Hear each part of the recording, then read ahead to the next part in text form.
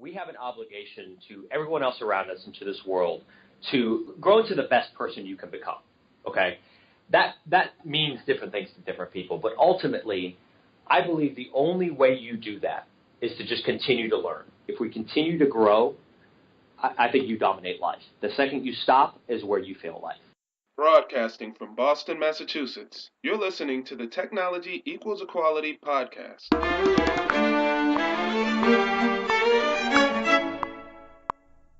Welcome back to the Technology Equals Equality podcast. I'm your host, Lori Brooks, and this is episode 68. I hope you guys are out there enjoying the sun, as I know our guest is today. Peter Aquart is the COO and co-founder of American Wealth Builders, a national turnkey real estate investment company. American Wealth Builders' mission is focused on providing passive, cash-flowing real estate investments that are accessible to and viable for any level of investor. So techie community, listen up. Peter has a BSc in mechanical engineering from UPenn. It's no surprise he's energized by configuring systems and streamlining operations, as well as a total efficiency junkie. An entrepreneur to the core, Peter's true passion lies in building. From the age of 13, Peter has owned and operated over 15 businesses. He's designed and implemented an entire software system for turnkey real estate investing. Whether building connections, businesses, or systems, he's happiest seeing foundations of hard work and collaboration grow into meaningful productions. Most weekends you can find Peter on the boat, making deals, and enjoying the lifestyle only South Florida has to offer. Peter, welcome, and thank you so much for joining us today. Thank you so much for having me. I'm excited to be here. You've got such great content that you're sharing with your viewers, and I'm honored, honestly, that we've been able to create a system that works so well that you're actually looking at it as something you want to talk about. So that gets me pumped up. That's my baby. Everything that I work on every day is the system that drives everything, and I'm a systems nut, and I think you'll get that through this. But I just love talking about it. I love working on it. I love breaking it and fixing it and doing all that comes along the way. So, Excellent. Well, I am excited for this interview as well. I love it when the guests come on and have so much energy and passion for what they're doing. Tell us a story of how it is you saw the future before you began to brand yourself or build out your business. From what I understand, you were actually running businesses back at the age of 13. So let's kind of take it way back to childhood and tell me, what was it that you would tell your parents you want to be when you grow up? What is it you thought the future would look like?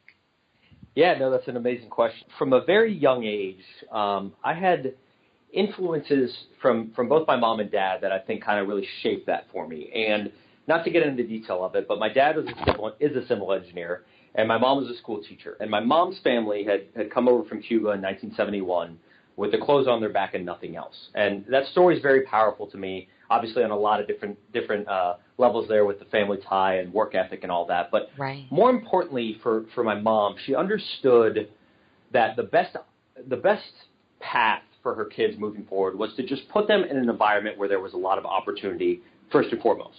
And from there, the knowledge and the experience and everything would come. So because of those two sides, I kind of got this very systematic, analytic approach, understanding the way things worked from my dad. And then I also got this more marketing, sales, people person, opportunity-driven side from my mom. And it was very interesting having both of those things come together from neither side that actually even thought about being a business owner or an entrepreneur. That wasn't something that existed for them. And it just naturally fit into who I wanted to be and the path that I wanted because of that influence. So at a very young age, I already knew that. And then you take technology and you kind of, cross-sect that in there, and it just makes it a no-brainer for a guy like me.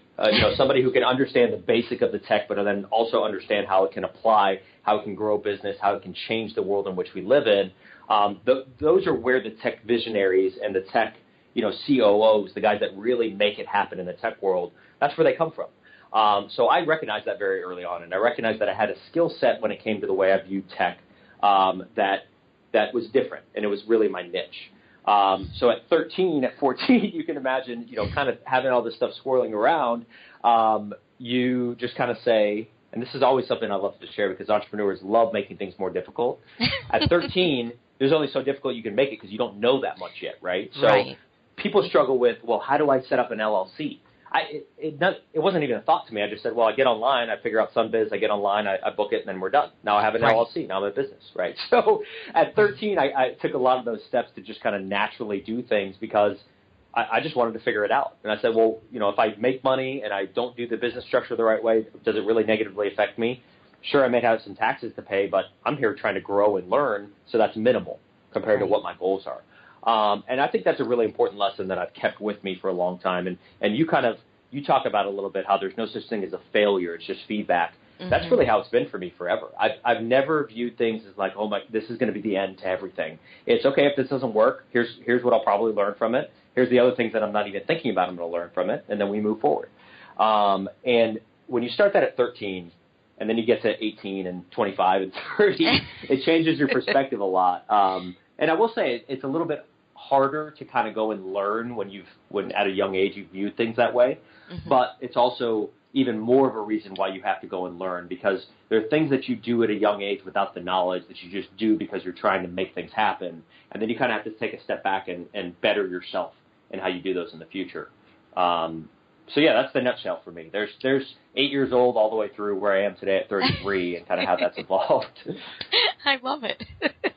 So what I really love is the way you explained how at 13 you really simplified or understood that your niche was the ability to simplify systems, and really began understanding the concept of risk versus reward, and as you mentioned, understanding the concept of there being no such thing as failure, only feedback, and taking that feedback and helping yourself grow from that. So tell me a little bit about this journey at 13 and this first business that you began. Yeah, so it's pretty simple. I just I had a desire to know more. And that's really, I mentioned my dad's side, and that's where it comes from. I mean, he had this expression when we were very young. He would always teach us to never be afraid to ask questions and want to know more. He used to tell us inquisitive minds need to know, right? And that's never something to apologize for. And that was huge for me in growing up. So at 13, I honestly looked at our family computer and I'm like, I really want to know how that works. I got to figure out how this thing works. So I started taking them apart, putting them back together, figured out, if I took this out, this is what that did, and just trial and error and figuring out the way the systems work. And that's where it all came from there. I figured out computers really early. I figured out hardware. I started doing at-home troubleshooting and at-home support, which at the time it really was unheard of. There wasn't. We're talking a time when Gateway Computers was big, right? So if you're listening to this and you remember Gateway, you're like, oh my God, I haven't heard that name in so long. So Gateway was so marketing heavy, on TV, and you had the old cow and all that kind of stuff. So it was very. It's funny, we look back now and we're so fast-paced in the tech world that it's easy to look back and say, wow, that tech was so young back then, but it really was. I mean, you're talking, what are we talking here, in 1997, right? So in mid-90s, like tech, yeah, we had it, and of course you're sitting here and you're thinking, well, in the 80s it was even worse, but in the 90s really was tech was out there in the mainstream, but it was still so young. Right. My first computer I ever programmed on was a Commodore 64. So I took it back even further. But at that age, it was really just I just loved computers and loved the way they worked.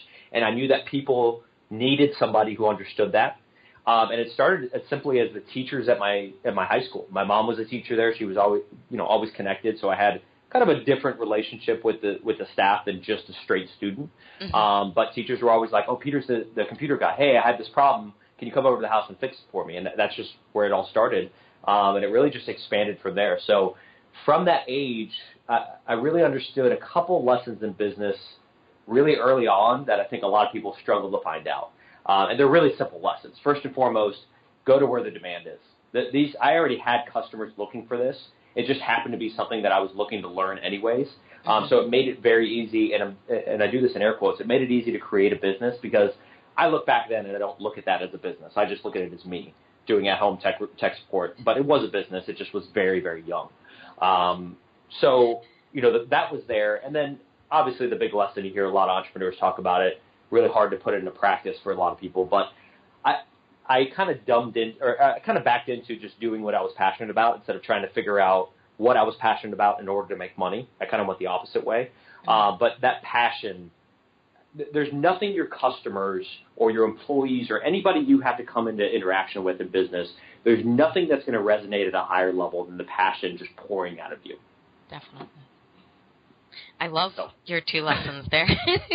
Yeah. I love that.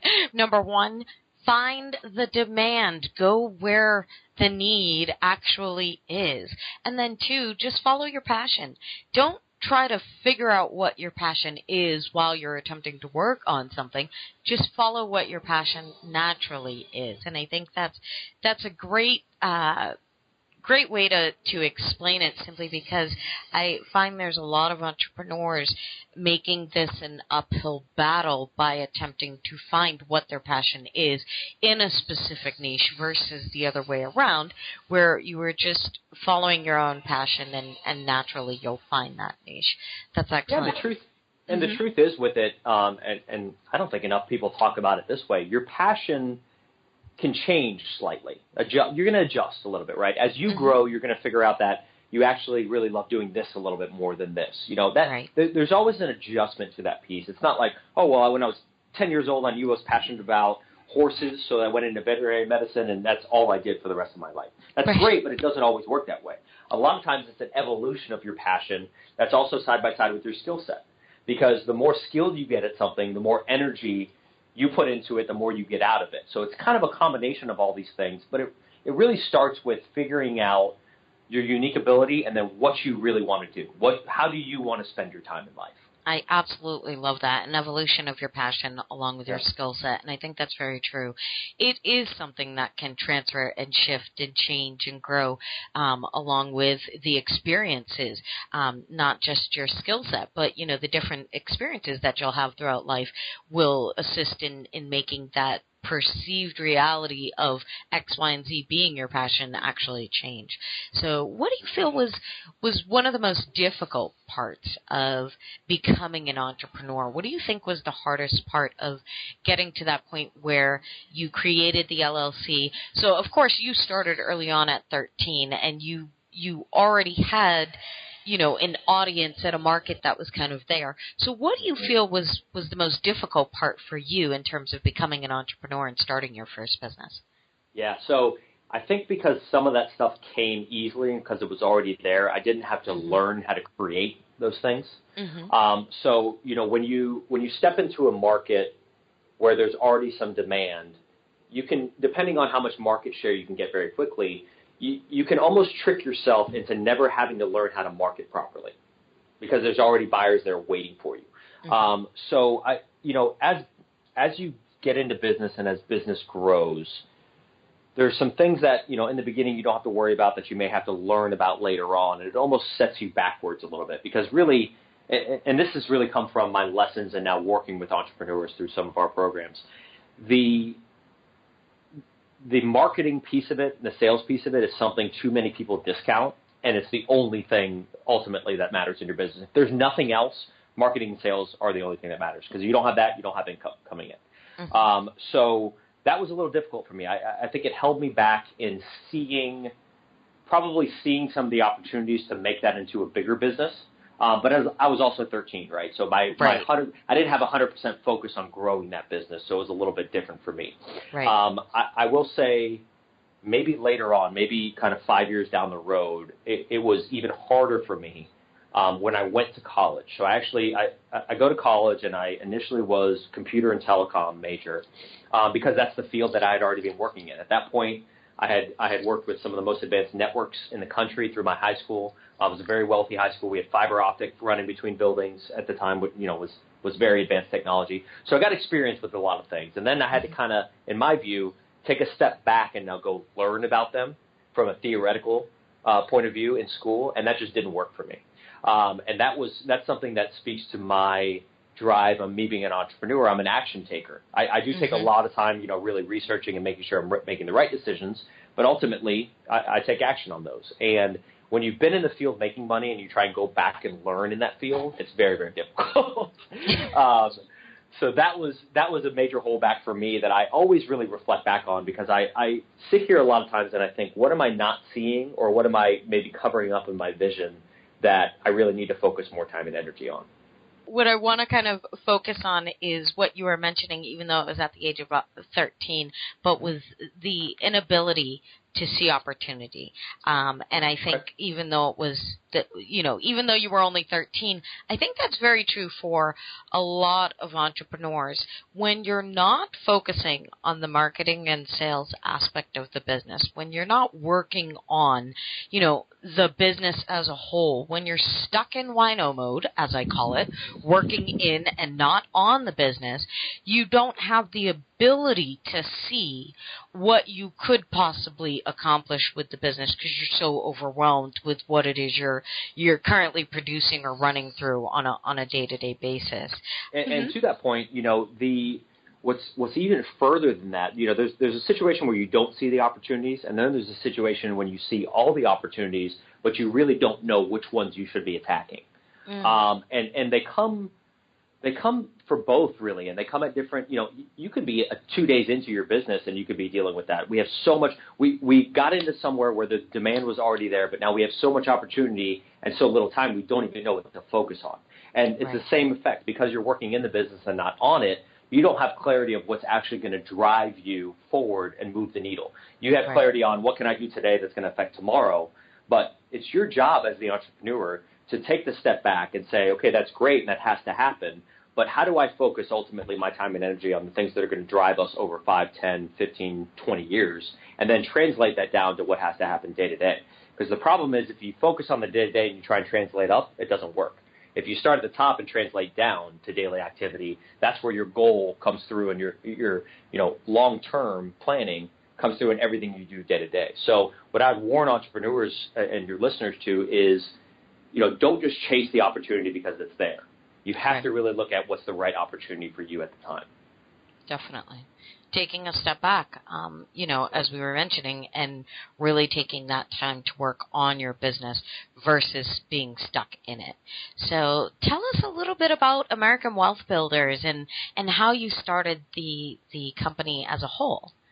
Yeah, so American Wealth Builders is one of the nation's largest turnkey real estate providers. So without getting into a lot of detail, what that essentially means is we provide our clients with fully rehabbed, tenant-placed, management included, insurance, every piece that you need in a rental property to produce passive income.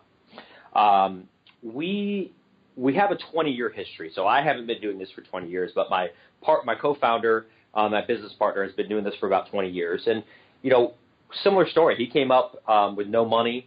He just tried to figure out a way to change the wealth dynamic in his family, got into real estate from just hanging out the right places, figured it out, and just started doing it. Made a lot of mistakes in the beginning, broke a lot of things. I think at one point he had a bunch of bench warrants out against him for just not running the properties the right way. So a lot of mistakes that, and it's funny because you say, oh, no. I hear it all the time in real estate because you get overwhelmed. It's a lot. It's a lot that you have to handle. So he made a lot of the standard mistakes that we saw, and then really got to a point where he became a real estate expert through a lot of those mistakes. But at that point, was doing a lot of deals, making some decent money, but he was a coffee shop millionaire at that point, to be honest. He had built this business, built up a big following, but he was doing deals on a yellow notepad with a flip phone still, very old school, and had gotten to the point where basically he was going to stay where he was in terms of growth, or really for him, he was going to shut down because he never wanted to be the only person driving the business. So from there, I hooked up with Mark about 7 years ago, and that's really where my tech background, my systems approach, combined with his sales and marketing and just real estate side, and we just got a great blend in terms of working together. What took that a step further was really looking out to the market and saying we had to make a couple realizations for us. We said, what are we really good at? What kind of value do we have that we can provide people every single day, whether they buy from us or not? Just to being able to share information, how can we positively affect everybody that we talk to? And then two, we knew that the secret to true wealth creation was real estate because we had been doing it. We know this also because 97% of the 1% in this country created it from real estate at some point or another. So we knew that was the secret. We knew that we were sitting on something that enabled more people to get into real estate than where the market was at the time. We just had to figure out a way to really systematize it and build a business and brand around it. And that's where American Wealth Builders came from. So our whole goal was, how do we allow the everyday blue-collar working investor to get into real estate? How do we change the conversation to, oh, you have an IRA, it's controlled by, this Fidelity, and it just sits there and they do whatever with it, you don't really know what's going on, to people actually taking hold and control of their retirement planning and setting up a better future for themselves.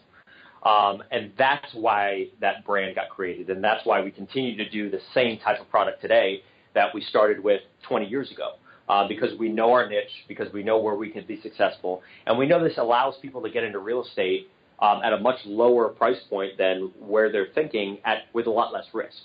So, if you kind of look at that all in all, it really was about us knowing our value first and foremost, and us knowing what we could actually do in the marketplace.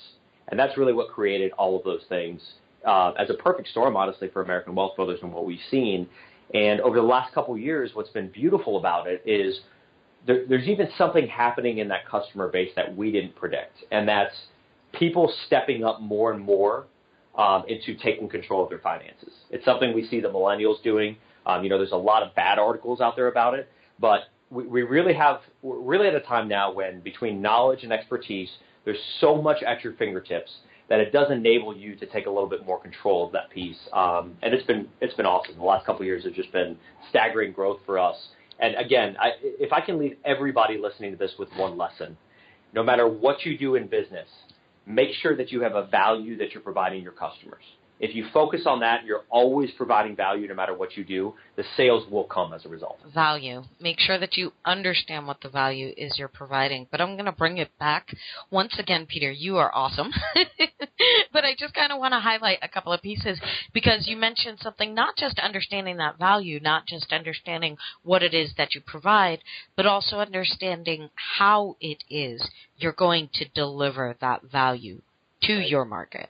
And I thought that was a really important piece that you brought up there, is, you may know your niche market, you may understand what value you want to provide, but get a grasp on how it is you plan to provide that value to your market. Well, the truth is that's the secret in business. That's what you're doing when you're building a business, right? You have some kind of idea, you have some kind of want, and you're just trying to figure out how to fill the gap.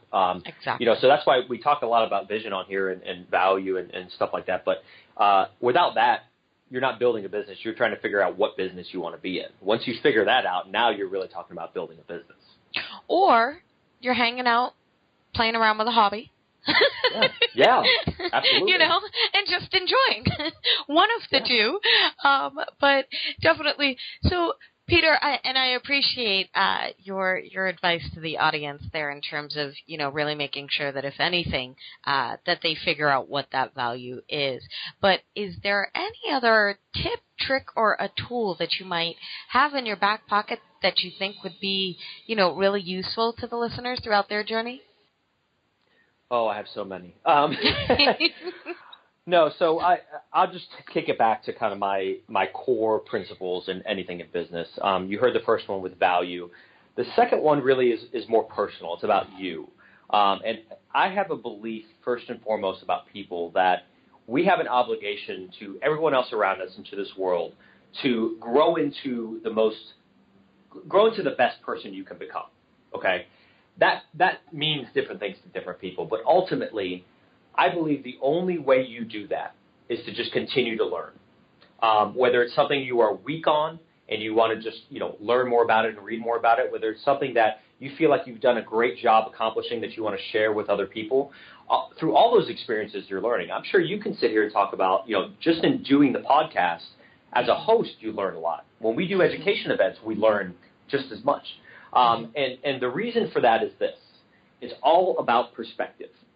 Right. Nobody in this world has done everything in every situation, right? Nobody is an encyclopedia for when this situation happens at this time and this day, and these 3 people are involved, here's exactly what you do, right? So without that, you have to learn how to handle situations and how to strategize.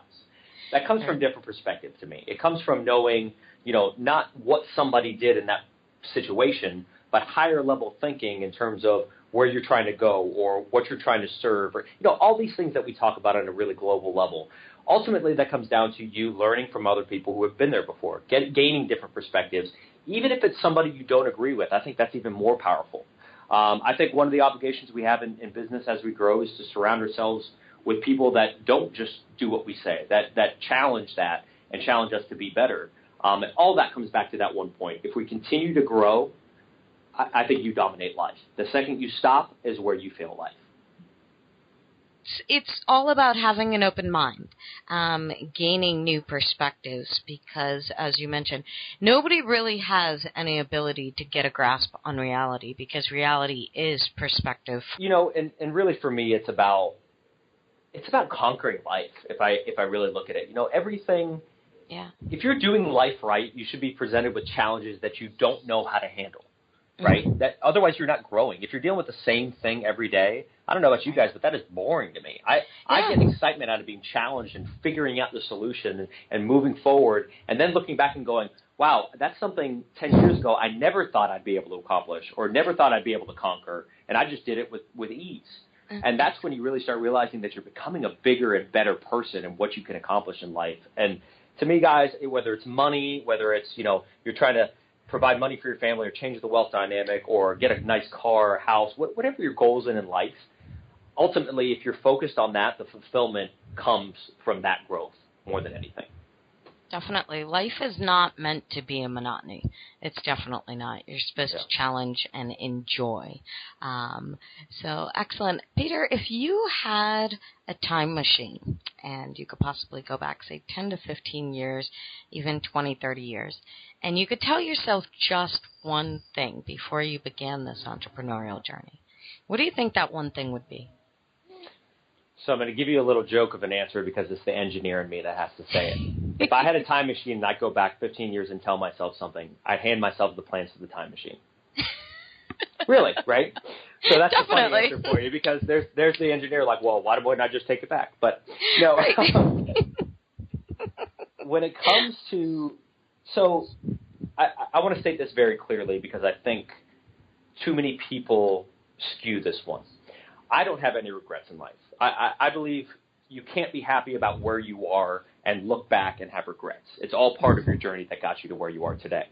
But there are ways we can look back and look at how we could have been more efficient with certain things that just help us be better moving forward. So that's kind of the way I frame that question. For me, it really comes down to perspective and I'll say mentors, but it's a little bit bigger than mentors. It's about surrounding yourself by people that are going to help you grow.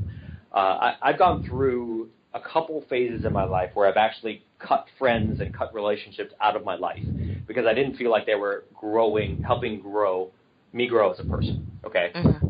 And you could say whatever about that, but ultimately our charge in life, nobody's going to live your life except for you. So if you're not pushing forward to be the best person you can be, nobody else is going to step in and handle that to you. So that to me comes down to a lot of what we've talked about here in terms of growth and being around people and surrounding yourself by different perspective. And had I understood that to a higher level at 13, I can't even imagine where I'd be now 20 years later. I really can't because I know how little I sought that back then. I know how much I put the pressure on myself, as a solopreneur who just said, well, anything I create is going to be about what I do, and not understanding that, okay, that's great, but really if you're going to create true wealth in life or true business or whatever it is, it's going to be because of other people. It's not going to be because of you. And that's something I fought for a very, very long time, that until the most recent couple of years was a holdback in my business that now that I'm past that has meant exponential growth in my people and my leadership and my teams. I mean, it's unheard of. So, yeah. surrounding yourself with the right people. It's extremely important. We are the sum of the 5 people we spend the most time with. And, if you spend time with those that are not assisting you in fulfilling that dream or accomplishing the goals that you set out for yourself, it's just going to hold you back on this journey. So I think that's an excellent thing to tell yourself is. And you have to be really honest with yourself, because Right. I love the expression, if you're the smartest person in the room, you're in the wrong room. Yes. Because it is so easy, especially when you develop a certain skill set, and especially at a younger age. I mean, I've dealt with, in most situations I've been in, I've been that young smart buck in the room, who just kind of figured it out. And I viewed that as a positive for a lot, and now I view it as a negative. It's a positive because you have the opportunity to really shine at a different level. But if you're always the smartest person in the room, you're not growing at the rate you should. And it's easy to fall into that because it feels good. Right? It feels good to be in a room where people need you and want something from you. It's uncomfortable to be in a room where you feel like all these guys are way bigger than me. I don't know. I don't even know where to start. I feel like I'm tiny compared to them. That comfort, or that lack of comfort, is what ultimately pushes you into the growth phase. Definitely. In fact, it's funny that you say that. One of the things that I kind of tell a lot of my clients to do is focus on networking events outside of your industry. Stop being so complacent in going to events where people in your industry are to hang out and chit-chat with people in your industry. It's not helping you move forward with your business if you're stagnant and staying with the same faces and people that you already know. There's no prospect or opportunity if it's a stale environment. Definitely, I love that. The show is really designed to help entrepreneurs come up with an idea to solve the pain in an industry that they may not have even been thinking of. And we have yet to kind of delve into the real estate world. So, Peter, we'd absolutely love to be able to help you. If you had a magic wand and could change anything at all in your business, what would it be and why?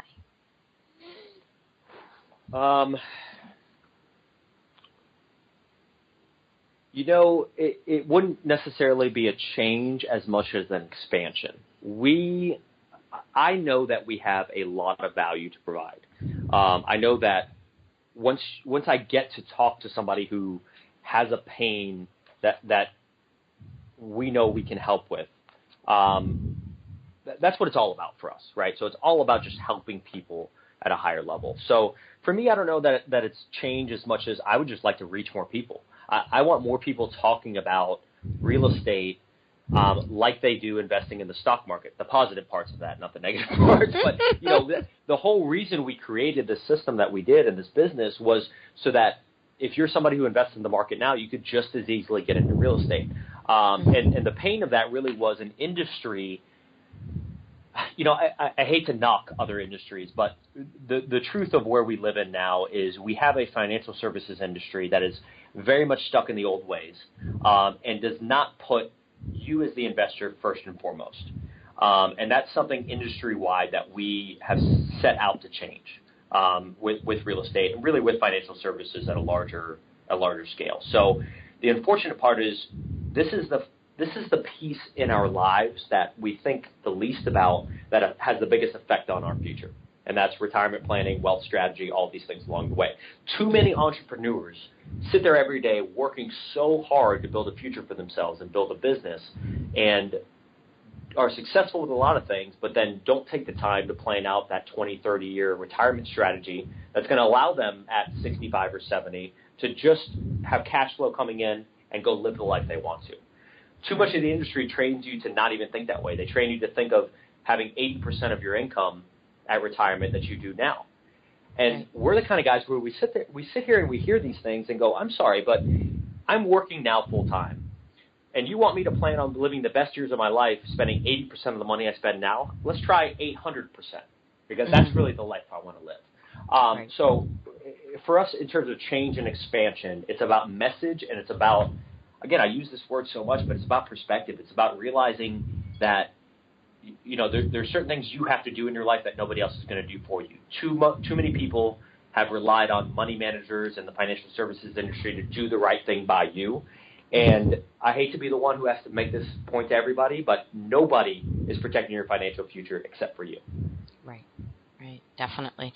No, unfortunately, I do have to agree. I think it's very important that people take a close look at their own investment future, whether it is through a job where they have, specific benefits that are being provided, or whether they are an entrepreneur looking at their own investments and their own opportunities to grow in the future. It's something that everybody needs to take a step back and look at, because in this day and age, and you're right, Peter, we have to be honest about it, nobody else is doing anything when it comes to your retirement except for you. And if you're not doing anything about your own retirement, guess who's doing something about your retirement? Yeah. Nobody. Well, here's the thing. The truth is we just had something happen in the industry that kind of is case in point of this. They just had a fiduciary law change where now, a lot of these guys in the financial services industry have to act in your best financial interest first and foremost. Right? Yep. Here's the crazy part. I hear that, and I go, we really had to get to this point and create a law that's the way that things should be run. It's your money. You're trusting it in the hands of somebody else to grow that money for you, and you have to create a law that tells that person that they have to act in your best interest. Right. To me, if you are not looking at this kind of stuff and standing up, especially as an entrepreneur, you're taking hold of your life as an entrepreneur. So you are, the action taker more than your neighbor probably. If you're not standing up going, whoa, that doesn't make any sense to me at all. Just follow the logic and look at, what benefits your life. You want people on your team that are going to back you and put you in a better position. This world is too hard on your own. This world is too hard if you have people on your team that are fighting you. There's way too many people out there that are going to fight you along the way. So you have to kind of figure out, you have to take ownership, and I think, to back it up to where that really comes from, and this is a great lesson for entrepreneurs as well, you have to figure out what is your goal and why is that your goal. Why are you investing? So we talk with everybody about you don't invest to make money. That's not the higher purpose behind it. There's something bigger that's driving you to want to make that money. That's what you have to keep in focus all the time. And you have to make sure that you're translating that into real goals that you can achieve both short-term and long-term. As soon as you have those two pieces, decisions get easier, hiring the right people get easier. Everything you have to do to achieve that goal gets easier because you have clear vision. The why is so unbelievably important in any journey. That ability to motivate yourself, the ability to clarify your journey as an entrepreneur, it all boils down to the why. And I love the way you stated that, the goal and the why behind that goal. So, Peter, you've been absolutely wonderful. I truly appreciate you joining us this afternoon. Please share the best way for our listeners to find you. Absolutely. So, I appreciate being here as well. I love sharing this stuff, if you couldn't tell from my energy. But, AmericanWealthBuilders.com is our main website. You can find us all. You can find my entire team there. Find me there as well. Contact information is right there on the site. You can chat, with our team right in there. Whatever you need, that's where I'd probably start. You can also find us on YouTube and iTunes. We have a podcast as well that's centered just on real estate investing. And really our strategies that have been that have worked for us throughout the 20-year history that we have. So other than that, Google, Facebook, all that fun stuff, we're all over the place. If you just search for American Wealth Builders, you'll find us. If you can't find me easily, I'm not doing my job. That's the way I look at it. So it's all about sharing more of the message with you guys. So excellent, Peter Aquart. You are easing the access to real estate investment for everyone. So thank you, and I truly appreciate you sharing today. Thank you very much for having me. Peter, thank you again for joining us for episode 67. We truly appreciate you sharing your time. And Techie community, if you're interested in learning more about how you can begin building passive, cash-flowing real estate investments, be sure to reach out to Peter. You can find him at AmericanWealthBuilders.com or on our show notes page at technology-equality.com/Peter Aquart. Or you can just go ahead and type his name into the search bar on our homepage, and his show notes page will pop right up. Thank you again for hanging out with me here. And until our next episode, when we continue to hear the journey, find the pain, and create solutions, enjoy the week.